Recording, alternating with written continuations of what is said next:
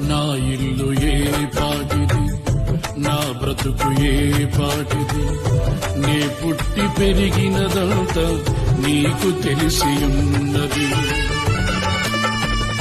నా ఇల్లు ఏ పాటిది, నా బ్రతుకు ఏ పాటిది, నే పుట్టి పెరిగినదంతా నీకు తెలిసి ఉన్నది. నన్నెంతో ప్రేమించి శాశ్వత కృప చూపించి నీ వారసునిగా మార్చిన పరలోక రాజును నీవు ఊహించలేదయ్యా నాకింత భాగ్యమని. ఊహకు మించినవి నా ఎడల నీ కార్యములు, యేసయ్య నీ కార్యములు. Download ShareChat.